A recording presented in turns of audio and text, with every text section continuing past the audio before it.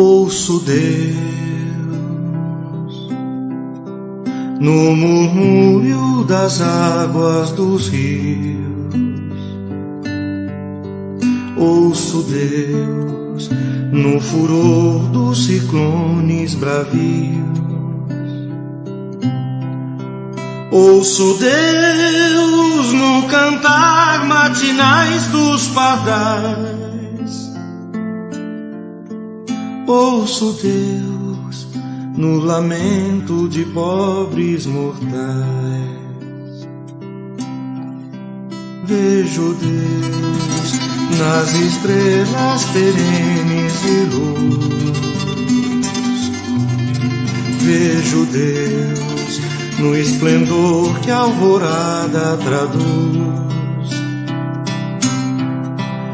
Vejo Deus no suave perfume da flor. Vejo Deus no adeus companheiro da dor. Sinto Deus na saudade que evoca a lembrança. Sinto Deus no morrer de febris esperanças. Sinto Deus na tristeza de ver-te partir. Sinto Deus na tua volta, irmão, a sorrir.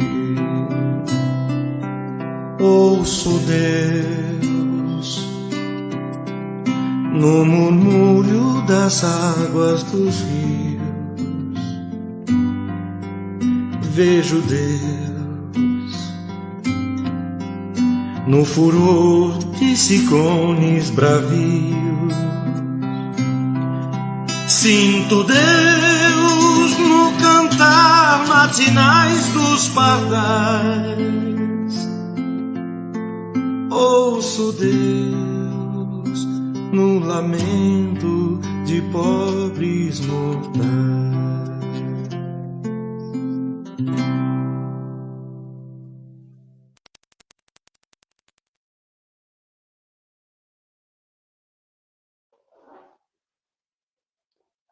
Muito boa noite, pessoal. Sejam todos bem-vindos. Tudo bem com vocês? Tiveram uma semana boa? Muito bom. Que a paz do Mestre Jesus nos envolva agora e sempre. Mais uma terça-feira aqui, de estudos do Evangelho de Jesus. Esse Evangelho maravilhoso. Então, para aqueles que ainda não me conhecem, meu nome é Paulo, eu sou trabalhador voluntário da Fraternidade Espírita Paulo de Tarso de Mauá, e é uma alegria muito grande poder estar aqui com vocês, estudando junto, dividindo esse momento maravilhoso que é estudar o Evangelho de Jesus. Então, diante dessa responsabilidade, eu rogo a Deus, rogo a Jesus, que me faça instrumento desse trabalho. Que as minhas palavras possam estar levando a todos o entendimento e o conforto. E que o Evangelho de hoje possa nos trazer ensinamentos, trazer subsídios para que possamos servir o outro com amor e com compreensão. Tá certo? Então vamos nesse momento, fechando os nossos olhos, sentindo a paz do ambiente, sentindo o calor dessa luz derramada pelo alto, nessa calma, nessa tranquilidade, vamos sentindo também a presença do nosso anjo de guarda, esse amigo tão querido que sempre está conosco, que nunca nos abandona. Vamos agradecendo aos médicos do espaço, que já se coloca ao lado de cada um de nós, já derramando o remédio que tanto necessitamos. Vamos agradecer imensamente a presença de Maria, Mãe de Jesus. Ou por que não dizer nossa mãe, Que é a quem a gente sempre socorre, pede ajuda. Vamos sentindo então um manto fluídico de Maria sobre nós, nos trazendo paz, tranquilidade e serenidade. Vamos agradecendo ao Mestre Jesus. Obrigado, irmão querido, por todos os ensinamentos que deixaste, por esse Evangelho bendito e redentor, que tanto nos ensina, que tanto nos conforta. Jesus, então, com um olhar meigo sobre nós, nos estende a mão e nos convida a caminhar em direção ao Pai da vida. E diante dessa luz imensa, nós espiritualmente de joelhos vamos agradecendo. Pai, obrigado. Obrigado, Senhor, pelo nosso dia de hoje. Obrigado pelas refeições que fizemos. E obrigado, Pai, pela oportunidade bendita do trabalho. E obrigado, Pai, pela oportunidade de estarmos aqui encarnados. Pai, agradecidos que somos, queremos louvá-lo com a prece que Jesus nos ensinou. Pai nosso que estais no céu, santificado seja o vosso nome. Venha a nós o vosso reino e seja feita a tua vontade, assim na terra como no céu. O pão nosso de cada dia dai-nos hoje. Perdoa, Pai, as nossas ofensas, assim como nós perdoamos os nossos ofensores. E não nos deixe, Senhor, cair em novas tentações. E nos livre sempre, Pai, de todo o mal. Senhor, é teu o poder, o reino e a glória para todos sempre. Louvado seja nosso Senhor Jesus Cristo. Graças a Deus. Graças a Jesus. Que assim seja. Muito bem. Mais tranquilos, né? Mais serenos. Então vamos dar início ao Evangelho dessa noite. No Evangelho dessa noite, nós vamos estudar o item 4 do Evangelho segundo o Espiritismo, do capítulo 15. O item está intitulado como O Maior Mandamento. O capítulo está intitulado como Fora da Caridade não há salvação. Então, para aqueles que estão anotando, nós podemos consultar o Novo Testamento. Essa passagem de Jesus vai estar grafada no Evangelho de Mateus, lá no capítulo 22. Tá bom?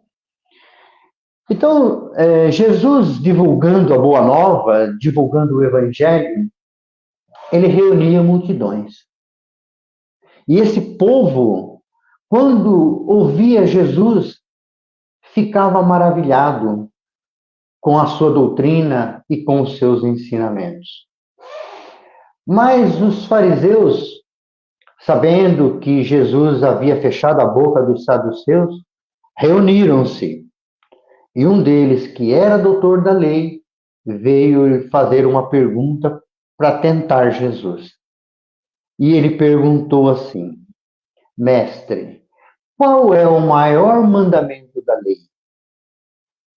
Jesus respondeu: Amarás o Senhor teu Deus de todo o coração, de toda tua alma e de todo o teu espírito. Esse é o maior e o primeiro mandamento. E eis o segundo, que é semelhante ao primeiro: amarás o teu próximo como a ti mesmo. Toda a lei e os profetas estão contidos nesses dois mandamentos. O que Jesus vem dizer com isso? Que a caridade e a humildade é o único caminho para a salvação. E que o egoísmo e o orgulho é o caminho da perdição. Jesus então vem nos ensinar que não se pode amar a Deus, amar verdadeiramente a Deus, sem amar o próximo. E nem amar o próximo sem amar a Deus. Portanto, tudo que se faz contra o próximo é contra Deus que se faz. Fica então impossível amar a Deus sem praticar a caridade para com o nosso próximo. Todos os deveres do homem se acham resumidos nestas palavras, nesta máxima: fora da caridade não há salvação. O apóstolo Paulo, em sua primeira carta aos Coríntios, ele disse assim: ainda que eu falasse todas as línguas dos homens, e mesmo a língua dos anjos, se eu não tiver caridade, eu nada sou. Com essas palavras, gente, o apóstolo Paulo define a caridade não somente como beneficência ao próximo, mas também como a reunião de todas as qualidades do coração generoso para com o nosso próximo. A gente está falando muito no próximo, né? Mas quem é o nosso próximo? Eu vou tomar a liberdade aqui de expressar a minha opinião de quem é o meu próximo. Eu penso que o meu próximo maior seja eu mesmo. Por quê? Se eu não tiver amor por mim, como é que eu vou amar o próximo? Então, a primeira conquista será o meu auto-perdão, o meu amor próprio, ou seja, eu compreender que por mais que eu tenha errado, sempre será possível uma nova reconstrução. E isso, gente, consiste em promover a libertação em nós e tomar consciência que os nossos defeitos não nos fazem inferior a ninguém. Não. Não nos fazem menor do que qualquer outra pessoa. De maneira alguma. Todos nós erramos. Todos nós erramos. E com o auto-perdão e o amor próprio, passaremos assim a ter apreço por nós mesmos. E com isso promovemos em nós a evolução psicológica, a evolução física e espiritual. Aí eu tenho condições de amar o meu próximo. Aí eu tenho condições de dar ao meu próximo. E o nosso próximo, minha gente, é também aquele que convive conosco em nosso lar. Os nossos pais, os nossos filhos, os nossos irmãos, o nosso cônjuge, todos aqueles que estão dentro do nosso lar. Mas também é o nosso próximo, os nossos vizinhos, os nossos colegas de trabalho, ou seja, todo aquele que cruza o nosso caminho. Esses são o nosso próximo. Eu me recordo aqui de uma parábola onde Jesus nos ensina como expressar verdadeiramente o amor a Deus e o amor ao nosso próximo. E nessa parábola, Jesus, ele propositalmente, ele coloca 3 personagens interessantes que nós vamos analisar. Um é um sacerdote, o outro é um levita e o outro é um samaritano, tá? Então, Jesus nos apresenta na parábola 2 indivíduos que eram tidos como modelos religiosos. Afinal de contas, eles eram pessoas que receberam os ensinamentos da Torá. Eles tinham todo esse conhecimento. E ele nos apresenta na parábola um outro indivíduo que não era tido como nada de modelo, que era o samaritano, que era um ser desprezado por toda a casta religiosa.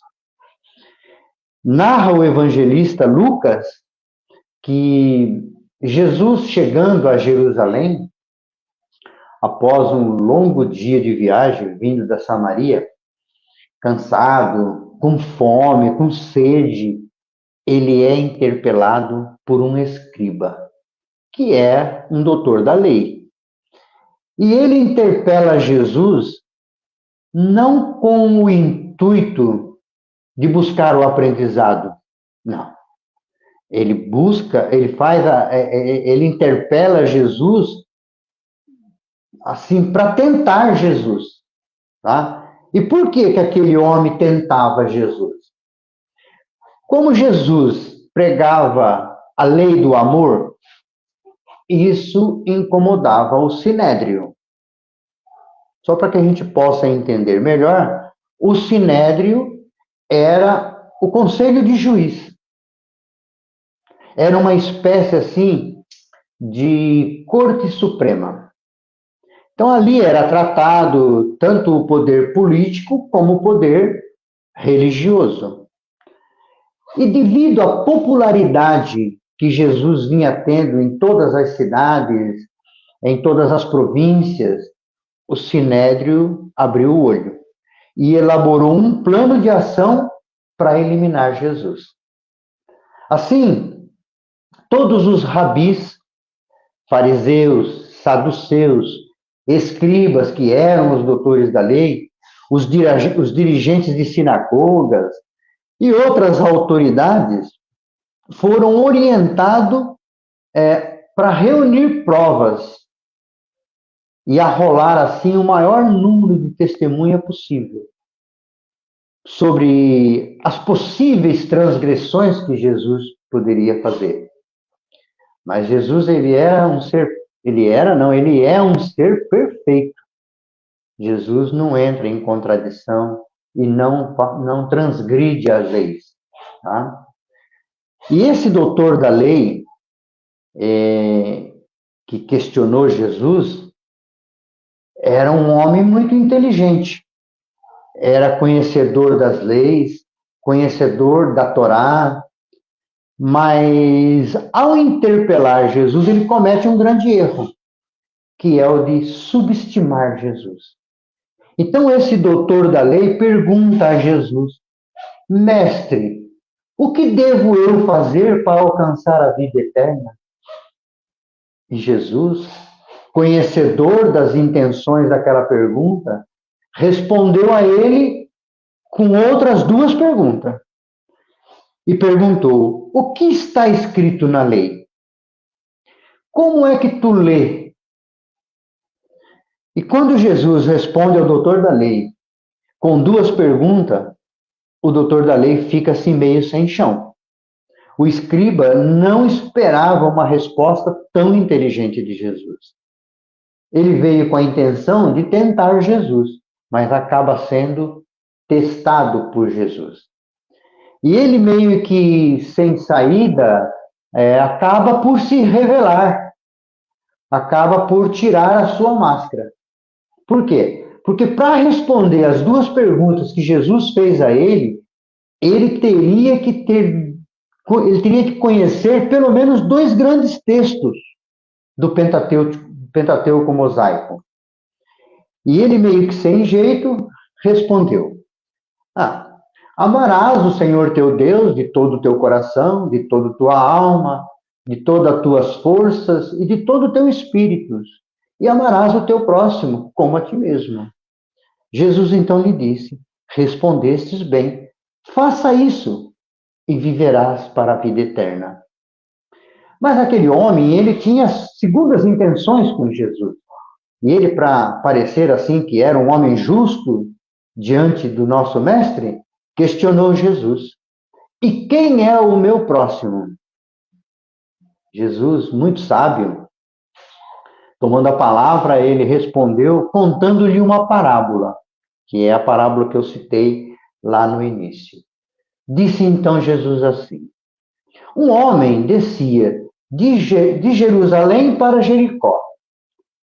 De Jerusalém para Jericó tinha uma distância aproximadamente de 23 quilômetros. E era uma rota de movimentação comercial. Portanto, um caminho assim perigoso. Então, esse homem, durante o percurso, caiu nas mãos de ladrões, que os despojaram, encheram-os de ferida, né, machucaram ele todo e fugiram, deixando ele ali na beira da estrada, semi-nu e quase morto. Então aconteceu que um sacerdote, que é o primeiro personagem que Jesus nos traz, desceu por esse caminho. Para que a gente possa entender bem a parábola, quem que é um sacerdote? É um homem religioso. O que se espera de um homem religioso? Pelo menos que ele seja coerente com o que ele prega, não é verdade? Mas ele faz exatamente o contrário. Quando ele viu o homem caído, passou para o outro lado da rua e foi embora. Em seguida, desce por esse mesmo caminho um levita, que é assim uma espécie de secretário do sacerdote. E ele aprendeu a lição direitinho, porque ele passa pelo lugar, vê o homem caído e continua andando sem nada a fazer. Vejam, gente, que os dois que passaram tinham conhecimento de como se deve expressar o amor de Deus em relação ao nosso semelhante. E os dois eram conhecedores das leis. Imagina só, gente. Jesus ele está contando isso, contando essa parábola para um escriba, que era um doutor da lei, que era inimigo mortal dos samaritanos. Eles detestavam os samaritanos. Então continua a parábola. Mas desceu por esse caminho, porém, um samaritano, que vinha de viagem, e chegando ao lugar onde estava aquele homem caído, tendo-o visto, sentiu compaixão. No dia seguinte, e ele pega aquele ferido, né? Cuida das suas feridas com azeite e vinho, e coloca sobre a sua montaria, sobre o seu cavalo, e leva a uma hospedaria. E no dia seguinte, ele pegou 2 denários e deu ao dono da hospedaria e disse: cuide bem desse homem, e tudo que gastares a mais, quando eu voltar, eu restituirei. Muito bem. Então Jesus responde ao doutor da lei, né? Ele pergunta ao doutor da lei, né?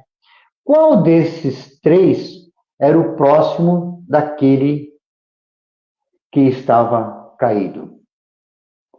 E o doutor da lei, meio sem jeito, né? Respondeu, né?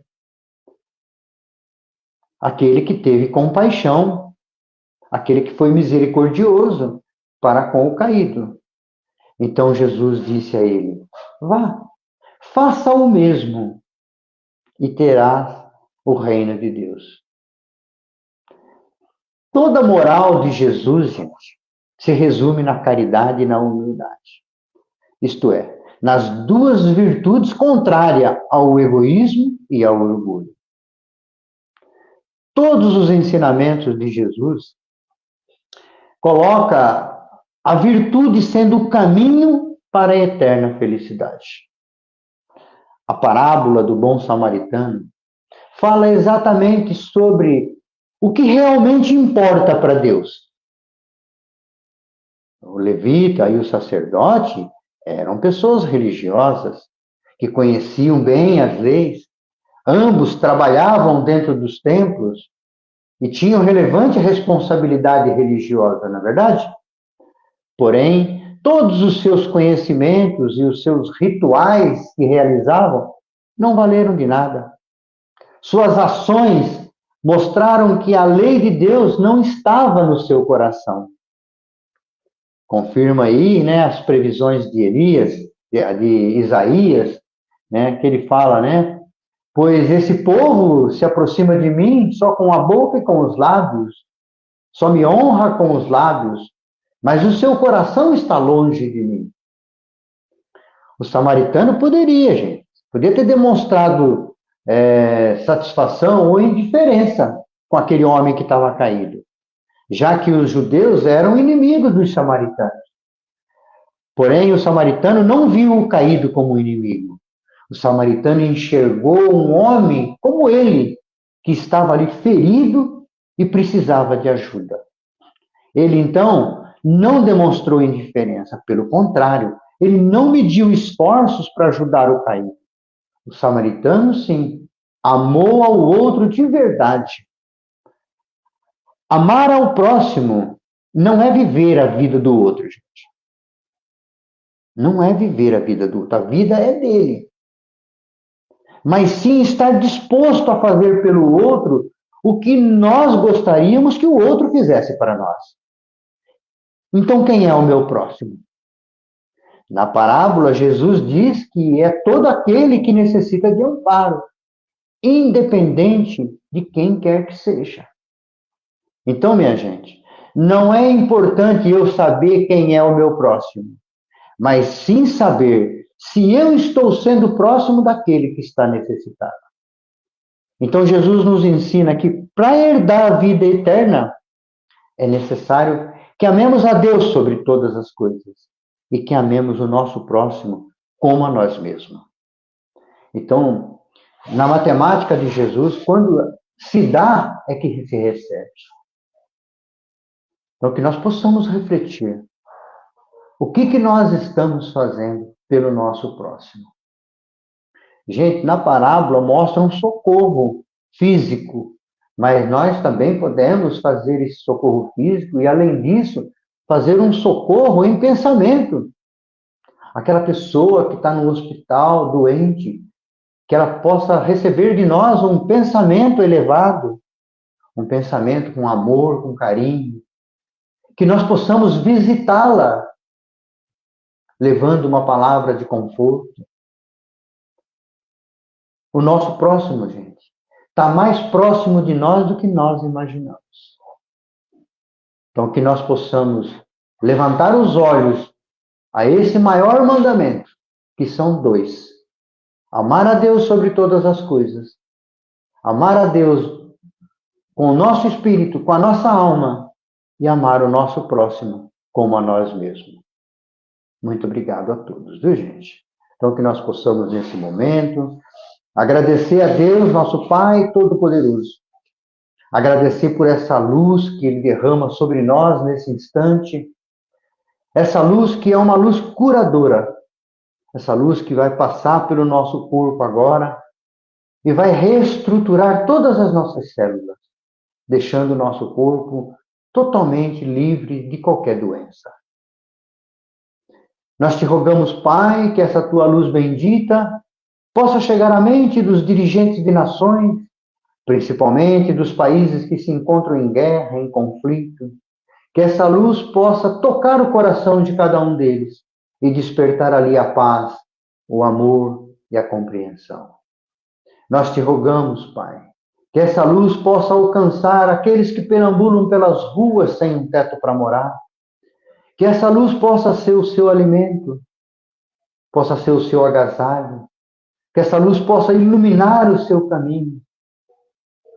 Nós te rogamos, Pai, que essa tua luz bendita possa chegar às penitenciárias, que lá possa tocar os corações, que essas pessoas que se encontram enclausuradas possam despertar para o Senhor e sair dali um ser melhor.